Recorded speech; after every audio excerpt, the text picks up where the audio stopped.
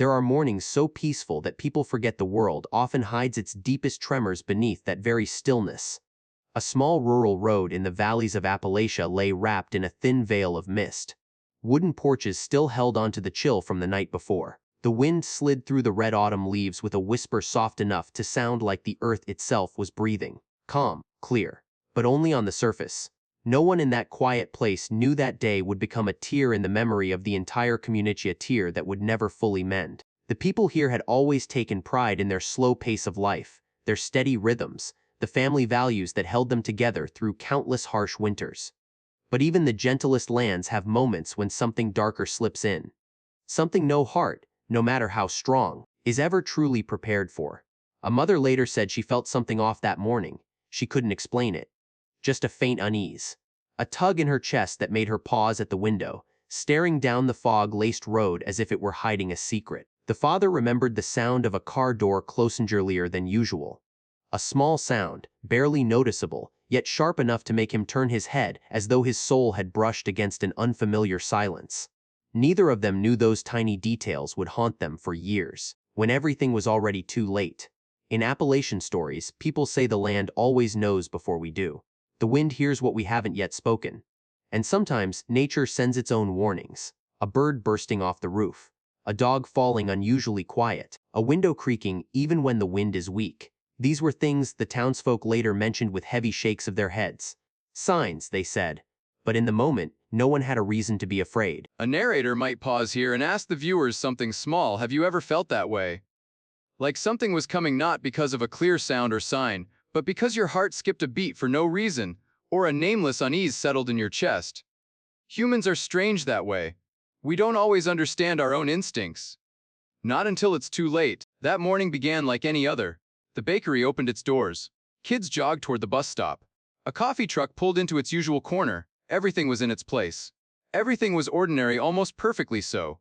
And that is precisely why this story lingers. Because tragedy rarely arrives with noise.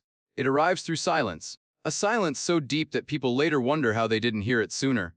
One thing is certain, even if you don't yet know who the victim is, their name, their age, their face, you will still feel the space they left behind. Because this isn't just a case. It's the story of a human being. Someone who loved, who hoped, who lived among this community with quiet sincerity. And only by understanding that can we grasp the true weight of what is about to unfold. The story begins on a morning that seemed as ordinary as any other.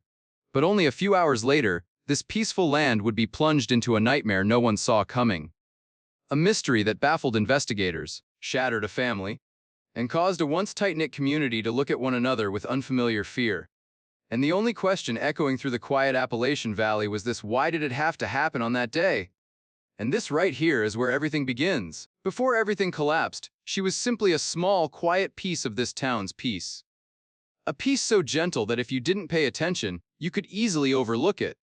But once you hear her story, you'll realize that sometimes the quietest souls leave behind the deepest voids when they're gone. Her name was one of those common Southern names, nothing flashy, nothing elaborate, just something warm and familiar the moment you heard it. She was 24, young but not reckless, gentle but not fragile, someone in whom anyone could find a piece of themselves. The kind of person you might see at the corner coffee shop or the small convenience store off the highway. Someone who felt familiar even to strangers. She lived with her mother and younger sister in an old wooden house on the edge of town. It wasn't large. The roof had faded after years of rain and snow, but it was a warm home. On summer nights, they sat on the porch listening to crickets and sharing stories from the day. On winter mornings, they wrapped themselves in scarves, turned on the heater, cooked a big pot of oatmeal, and split it among the three of them. Life was simple, but full in its own quiet way. Her mother often said she was born with the softest heart in the family. As a child, she would skip recess just to sit beside a friend who had scraped their knee or lost a game. As she grew older, she still carried that instinct with her. She often took her grandmother to pick up medication, even though her own work schedule was already packed. People said she never quite learned how to say no, and that was her greatest strength and the thing that worried many who loved her. She worked at a local diner. Every customer knew her not because she was loud or overly cheerful, but because her soft smile carried a sense of calm that felt almost healing. She remembered every regular who ordered soup on rainy days, who had recently lost a loved one, who had just welcomed their first child. She created a space where people felt seen, felt heard. In a world that was always rushing, she moved at a rhythm that reminded people to breathe. Her dreams were simple too. She wanted to save up enough money to enroll in a community nursing program. She wanted to learn how to take care of others in a more trained, purposeful way. She wanted to do something meaningful, and perhaps that's why so many people loved her. She never tried to be more than she was. She didn't chase perfection, she only wanted to live kindly. And sometimes, kindness is the very thing that makes a person vulnerable. A close friend later shared that on the last night they met, she laughed more than usual. She talked about her little plan to fix up the backyard and plant a row of sunflowers. She said her mother adored them. She wanted to create a small corner where her mother could drink her morning coffee while listening to the birds. Her dreams weren't grand, but love ran through every detail. When neighbors were asked about her, they all shared the same feeling. Her disappearance didn't just break her family. It shook the entire community. Even adults who had endured years of loss found their voices trembling when speaking about her. An elderly woman said that if someone like her, someone so gentle, so good could be hurt, then the world was no longer as safe as they believed. That sentence made everyone shiver, because it felt painfully true. In Appalachia, people live close. They know the sound of their neighbor's truck. They know the laughter of the kids next door. They know the distinct crunch of a familiar pair of footsteps on the gravel road out front. When one person disappears, the absence isn't just a name missing from a list. It becomes silence in the kitchen, an empty chair on the porch, a dinner table missing a third bowl, a gap that everyone can see. What hurt most wasn't fear, it was injustice. The feeling that someone so gentle, someone who spent her youth bringing warmth to everyone around her, would face an ending she never deserved. And that is what makes this story catch in the throat. Because the viewers aren't just hearing about a case. They're hearing about a life, a heart, a young woman who should have had years and years ahead of her. At the end of this part, the narrator might pause, a long quiet pause, to let the audience breathe, to let them feel the cold ache of loss. Because only by knowing who she truly was can they understand the terror of what comes next. This is no longer a story about a name on a news headline. It is the story of a young woman full of hope, and of the emptiness left behind by those who must continue living without her. In the final days before the tragedy unfolded, the small Appalachian town drifted along with its usual, almost comforting rhythm, so familiar that people easily mistook it for true peace. Here, the church bell ringing every Sunday morning was like a clock that kept time for the whole community. Neighbors still greeted each other with a gentle nod. They still shared small stories on front porches that had seen decades pass. But sometimes, it is exactly that long-standing calm that hides the undercurrents waiting to rise. Libby appeared to be living her normal life. She still went to work every day. She still sent her nightly texts to her best friend. But if someone had looked closely, if anyone had paused long enough to really pay attention, they might have noticed the small, discordant details. Subtle things, like a single wrong note in Appalachia's warm, familiar harmony. She stopped showing up around town as often. The bonfire gatherings she never missed became events she quietly slipped away from. When friends asked, she brushed it off with a smile, saying she was busy, saying work had changed a bit. But her smile wasn't as full as before. It trembled slightly like the last leaf of autumn shivering in a passing wind. It wasn't just her behavior that changed, it was the air around her. Someone recalled seeing Libby standing outside a convenience store, keys in hand, hesitating for a long moment before going inside. Her gaze drifted far away, as if chasing a worry she couldn't name. Then she startled when even her closest neighbor, Mrs. Henderson, felt something was off. She said that Libby, who used to pause every afternoon to ask how she was doing, now walked past quickly, her eyes fixed straight ahead, as if she were trying to hide something behind a mask of calm. Small things, the kind most people ignore, but when strung together, they formed a strange pattern. A faint but undeniable unease. Truck passed by, reacting as though every loud noise set her on edge. These moments lasted only seconds, easy for anyone to overlook, but heavy enough to prick at the edge of a bad feeling. In Appalachia, people trust their instincts. They pay attention to the small signs the land whispers. When a bird flies unusually low, they say rain is coming. When a dog howls at night, they believe misfortune is near. And with the subtle changes surrounding Libby, even though no one voiced it, that same uneasy instinct seeped through the community like the thick morning fog that crawls across the valleys at dawn. The closer it got to the day of the crime, the clearer the signs became. Her phone was frequently turned off. Family and friends who tried to reach her received brief, unusually cold replies different from her warm way of speaking. A few people even spotted her at a roadside cafe she rarely visited. She sat alone, turning her coffee cup but never taking a sip, her eyes fixed on the parking lot as though she was waiting for or running from something. Her closest friend said that the night before the crime, her voice trembled more than usual. She said she felt tired, heavy, as if something invisible was pressing on her chest. A kind of breathless anxiety that anyone who's ever felt it knows. It is the body's warning, a silent alarm of something terrible closing in. All of those moments, those small, seemingly unrelated fragments were, at the time, just strange breezes drifting through Appalachia. No one named them. No one dared to ask more. No one believed that only hours later, the entire town would be jolted awake by a horror that would change countless lives forever. The night Libby disappeared was one of those distinctly Appalachian nights. Darkness fell faster than usual, as if the sky wanted to swallow the entire valley in a heavy, suffocating silence. The wind whispered through the old oak trees, stretching into long, uneasy murmurs that sounded like warnings. Even the men who had grown up in these mountainsmen, who feared nothing in the wild, felt something strange in how the sky dimmed. As if an invisible hand was pressing the whole town into stillness before the real storm arrived. Libby left her house in the late afternoon. She told Mrs. Henderson she would step out for a little while and be back soon. Her expression was calm, so calm that no one imagined it would be the last time they saw her walking away, her long hair swaying gently in the cold autumn breeze. Mrs. Henderson even called after her, reminding her to bring a thicker coat, but Libby only smiled, a soft, delicate smile, like sunlight resting on a quiet lake. Beautiful, but tinged with sadness. The last confirmed sighting of her was on the trail leading out of town. That path was usually picturesque, framed by rows of fiery red leaves, but that night it carried an unsettling emptiness.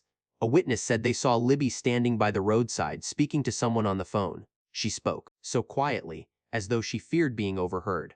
Then, just a few minutes later, she stepped into a dark-colored car waiting near the cornerstone that no one recognized as belonging to any family in the area. From that moment on, Libby's trail vanished. By the time the sun fully set, the town was swallowed by the kind of cold that seeped through every crack in every door. Mrs. Henderson began to worry. The longer she waited, the tighter her chest felt, as if the night wind itself was whispering that something had gone terribly wrong. She called Libby, but the phone was off. She tried again, and again.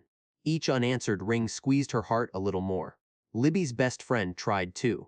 She sent message after message, each one like a desperate hand reaching for someone slipping into the dark. But every attempt yielded the same hollow response, unable to connect. That night, the wind shifted, carrying the damp smell of fallen leaves and autumn soil. In Appalachia, people say that when the wind suddenly changes course, something big is coming. No one knows if it's superstition or wisdom passed down through generations. But this time, their instinct was terrifyingly accurate. Near midnight, a couple driving home from the city spotted a phone lying at the edge of the road, right where Libby had last been seen. The screen was cracked, the case scratched. What chilled them was that the phone was still warm, as if it had only just fallen. They picked it up, looked around the dark road, and called the police, voices trembling. When the call reached the local sheriff's office, the mountain silence thickened into something heavy and oppressive. The night officer alerted the chief, and within minutes, they assembled an emergency search team. In Appalachia, when a woman goes missing at night, no one waits until morning. Flashlights swept across every bush and every oak trunk, casting long shadows on the ground. Search dogs barked sharply, then fell silent when they couldn't find a clear trail. The cold air bit at every step the search team took. Each member knew that every passing minute could mean the difference between life and loss.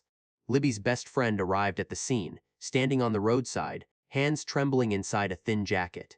She watched the flickering lights moving through the darkness, tears sliding silently down her face. She knew Libby would never leave without a word, never. The worry was no longer just a feeling.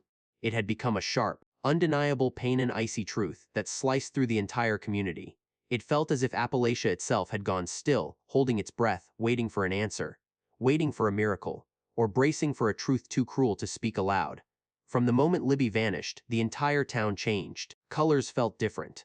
Sounds felt different. People walked differently. And from that night on, no one dared use the word peaceful to describe their home again.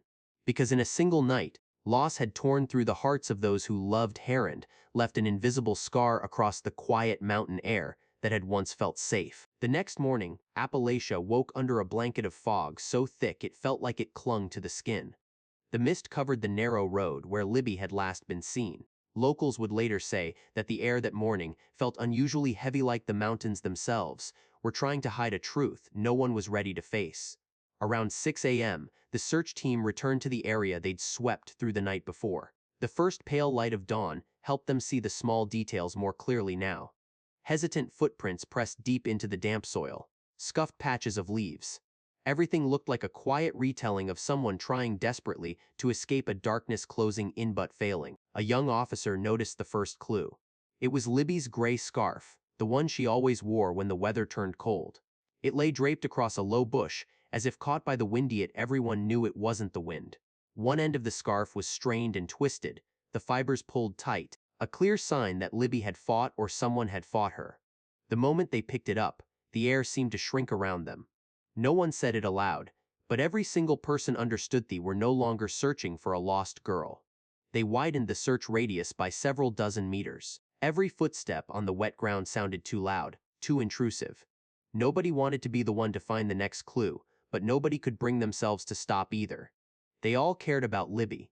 Many of them had daughters, sisters, or little nieces they tucked into bed every night, and the thought of someone they loved falling into the hands of something evil made their stomachs twist.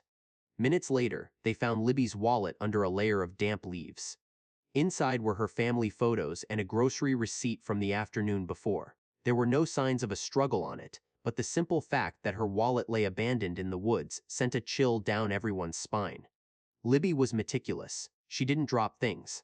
She kept her life organized, like someone trying to rebuild herself after too many storms. As the team moved deeper into the thicker brush, a search dog suddenly barked sharp and urgent. The sound tore through the silence and froze everyone in place. The dog pulled hard on its lead, nose pointed toward the forest's edge. An officer crouched, shining his flashlight on a patch of disturbed earth. The dog refused to leave. There it was, a long drag mark etched into the soft ground, as if someone had been pulled away. No blood. But the desperate, uneven line carved into the soil spoke of panic, of fear, of someone's final moments struggling to hold on. The sight hit the team like a punch. No one wanted to imagine what Libby had felt, but the evidence was forcing them to. An elderly woman from town had joined the search that morning. When she saw the drag mark, she broke down, covering her mouth to muffle the sob rising in her throat. She said it reminded her of her granddaughter, every carefree child walking these streets without ever imagining that the dark could touch them. Her fear rippled through the group, tightening the determination in their chests while deepening the pain on their faces. Not far from the drag mark, they found one of Libby's shoes hooked on a tree root. Small, muddy, upside down, like she had run until she lost it. The discovery seemed to crush the last bit of warmth in the morning air. People who loved Libby couldn't bear imagining how terrified she must have been. The grief spreading across the scene wasn't because of the horror, it was because they hadn't protected a girl who deserved a gentler life. Police immediately cordoned off the area and called in specialized units. Cameras began flashing, each cold burst of light slicing across the scene like a blade. Even though the officers did their best to stay professional, everyone felt the weight of standing inside a tragedy that had only begun to reveal itself.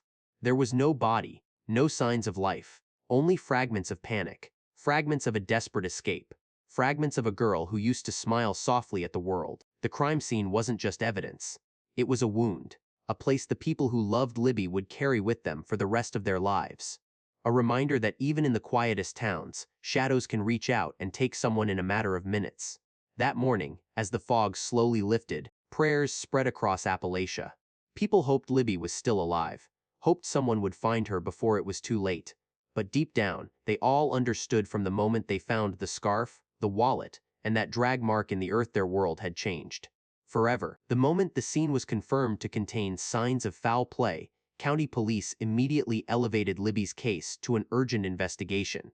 No one in town believed her disappearance was just a simple accident, not with the drag marks on the ground, not with the violently pulled scarf, and certainly not with the suffocating silence that hung over Appalachia that morning. The most experienced officers were called in. They reconstructed a timeline based on dozens of witness statements. Each minute was pieced together like parts of a larger puzzle, and the more pieces they connected, the darker the picture became. The first thing examined was Libby's last phone call. Records showed she had called a number not saved in her contacts. A strange number, appearing only once. She spoke very briefly, almost whispering, and the call ended within 30 seconds. Just 30 seconds said enough to make investigators suspect she had met someone she knew, or at least trusted enough to step toward that dark-colored car. The first person questioned was Mrs. Henderson. She described their final moments together with a trembling voice, as though every sentence pulled up another painful layer of memory. She said Libby didn't seem frightened or tense, just quieter than usual. But with Libby, that wasn't rare. She had days when old sadness returned like morning fog settling over the mountains. The police noted it down, though they knew her mood alone couldn't explain her disappearance. Libby's best friend spent hours in the interview room. She trembled as she spoke about the unanswered messages, the dreadful sense of instinct when she called Libby and heard nothing but the cold, endless ring. She insisted Libby had no plans to meet any, or none of her friends knew of anything.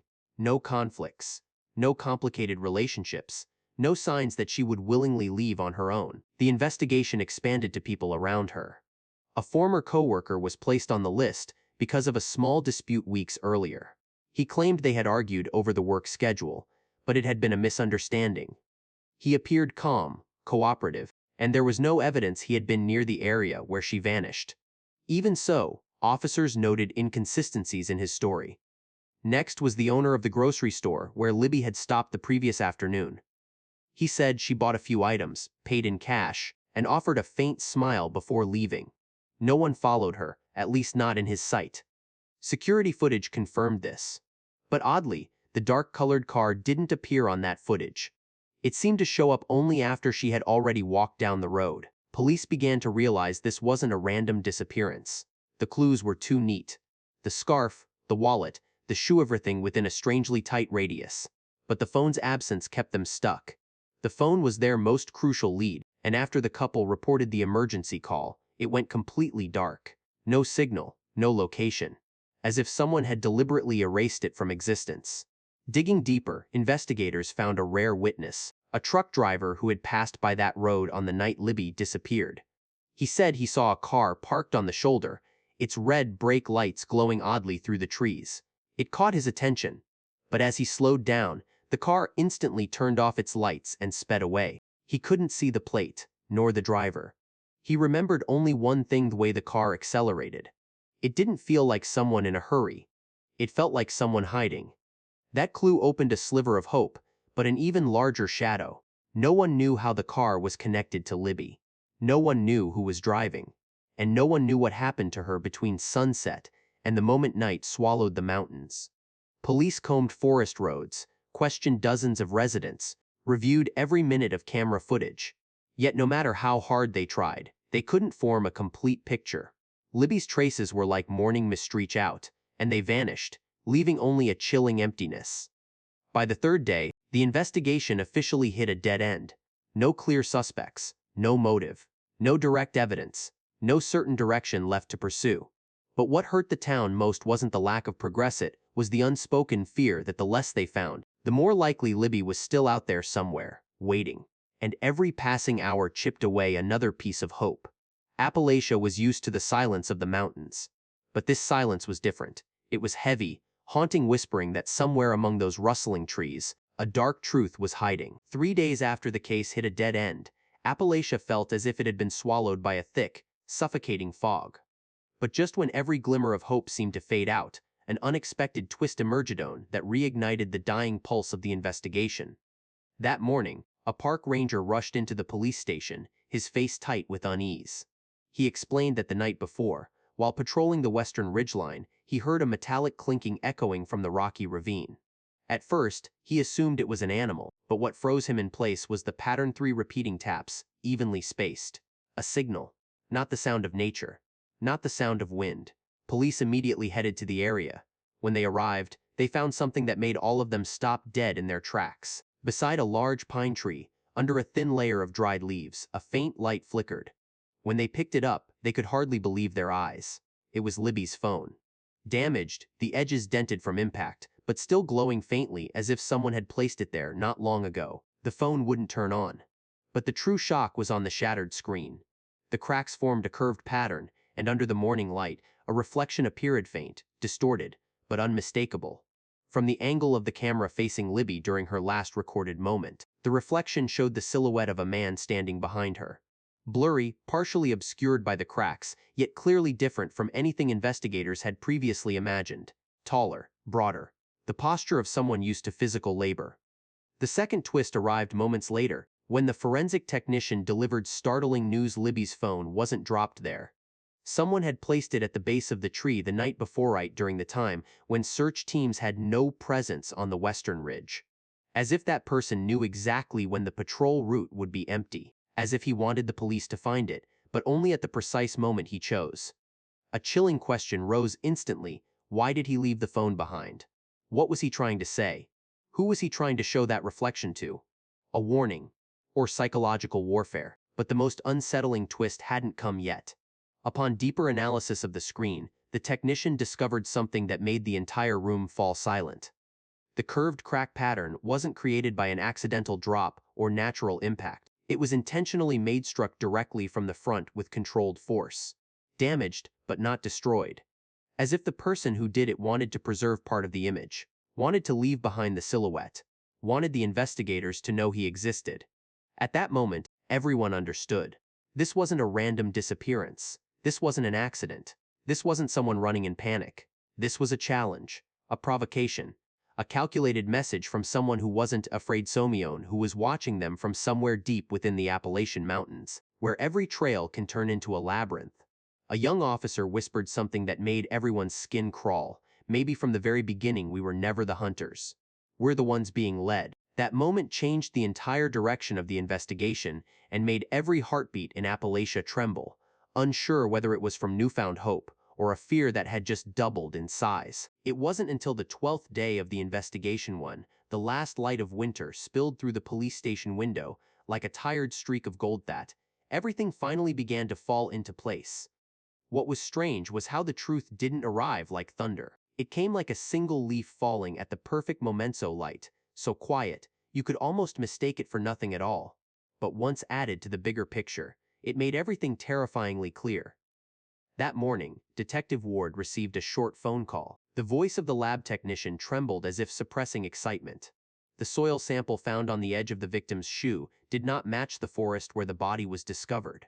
It came from a patch of abandoned farmland nearly 3 miles away. A place no one had considered. A place the victim had no reason to be. A place with no footprints, no tracks, no signs that the killer had ever taken her there. But science doesn't lie. Ward stood motionless in the hallway for a long moment. It felt as though she had heard a door unlatch somewhere in the dark, a door leading into a room they had never looked inside. A new direction, a new story, and possibly a truth that contradicted everything they believed from the beginning. They went to the field immediately. The noon air carried the scent of cold earth and dead grass. The entire stretch of land felt like a forgotten memory. But within minutes, they spotted faint tire tracks pressed into semi-dried mud. Narrow, small, suggesting an old off-road vehicle. Ward crouched down, letting her fingers graze the ridges in the dirt. A chill crawled up her spine. It matched perfectly with the clue they had overlooked at the primary scene: long drag marks, like someone had pulled something heavy across the ground. Following the tracks, they reached an old wooden shed. The door was slightly open as if someone had left in a hurry. The inside was so dark that their breaths seemed swallowed by it. When the beam of Ward's flashlight swept across a far corner, her heart skipped. Torn fabric smeared with mud, footprints identical to those near the victim, and on the wooden wall, a single deep scratch mark, sharp and violent enough to make anyone shiver. But the most important clue revealed itself as a small tin box hidden beneath a loose floorboard. Inside were scraps of paper, torn but salvageable enough to piece together. What formed was a notion they never expected. A name. The name of someone they had believed to be completely innocent. Someone who had trembled and wept while identifying the victim's body. Someone the entire community trusted, Somion thought incapable of harming anyone. But the handwriting, the victim's last known movements, and every trace inside this shed pointed directly to him. Ward felt her throat tighten. There was no joy, no relief. Only a cold ache spreading down her spine. The truth hadn't arrived with applause or bright revelation. It crept in like a cold draft through an open coat, making her shiver with the realization that they had been looking the wrong way all along.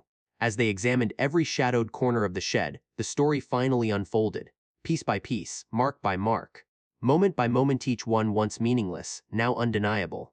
Together, they formed a single path. A straight line leading right to him. No more speculation. No more theories. Everything had fallen into its rightful place. And in that moment, they understood something harsh. Sometimes the truth doesn't set anyone free. It only makes the world heavier. But it was the only thing the victim deserved, and the only thing that could push justice one step closer. When the truth was finally revealed, the entire town sank beneath a heavy curtain of sorrow. No one said it aloud, but everyone felt it. This pain no longer belonged only to the victim's family. It seeped into every street corner, into every quiet conversation, into every averted gaze at the small cafe near the edge of town. Life went on, but every step seemed slower, as if each person carried a piece of the story on their shoulders. The girl's family nearly collapsed when they learned the killer wasn't a stranger emerging from the shadows, but someone they had trusted. Her mother spent the whole afternoon holding her daughter's photograph, her trembling fingers tracing the outline of the girl's face. She didn't cry anymore. Perhaps her tears had long run dry. What remained was an emptiness so deep that anyone who looked at her could feel their own chest tighten. Her father sat on the porch, staring at the road in front of the house as if waiting for the peaceful mornings of the past to return. For a brief moment, he tilted his head, as though listening for the familiar sound of her laughter carried in the wind. But the emptiness swallowed everything again, leaving behind a silence sharp enough to hurt. The community didn't recover easily either. Those who once saw the suspect as a friend, a neighbor, a model citizen, now grappled with a tangled mix of betrayal and guilt. They asked themselves if there had been signs they missed. They blamed themselves for not noticing something anything. Some people brought flowers to the place where her body was found, not to comfort the family, but almost as a way to apologize to themselves. The memorial service was simple, held beneath the shade of red maple trees. A gentle breeze passed through, carrying the rustle of leaves like a soft farewell. The shared words rose slowly. There was no anger. No one cried out for justice. Instead, they told small stories about her smile, her kindness, the way she made others feel lighter on their hardest days. And it was those memories that made the ceremony even more heartbreaking. The small town had changed overnight, but what kept it standing wasn't the wail of police sirens or the dramatic headlines. It was the way people held on to each other a little tighter. The way they spoke to one another more softly, as if letting go for even a moment might let the pain fall into the hands of someone they loved. In that moment, they understood that sometimes the aftermath of a crime isn't defined by the violence itself, but by the hollow space it leaves behind in the hearts of those who remain. A space that can only be filled with kindness, with presence, and with the promise to remember her not for the tragedy, but for the light she once carried into the world. Perhaps, when we finish telling a story like this, what lingers isn't just the final truth or the mysteries that have been unraveled. What stays the longest is that heaviness in the chest, like we've just walked through a fog-covered road where anyone could have been the one carrying that pain. The girl's story isn't merely a case file. It's a reminder of how fragile the most ordinary moments in our lives can actually be. And if you're sitting in front of your screen right now, maybe in a big city or in a quiet little town far from Harith, connection you feel at this moment is exactly why we continue to tell stories like this. Not to stir fear, but to remind us to hold a little tighter to the people beside us. To remember that sometimes, a simple question, a gentle hand on a shoulder, is enough to keep someone anchored on a dark day. When people speak of her, what they remember most isn't the chilling details, but the way she made others feel seen, respected, loved. And if today's story brought you any emotion, even just a moment of silence amid all the noise out there, then maybe we've accomplished something meaningful. Maybe we've reminded one another that kindness still exists, that we can still choose softness in the way we treat each other. Before we end, I want to leave you with a small message. If today's journey touched something within you, stay with us.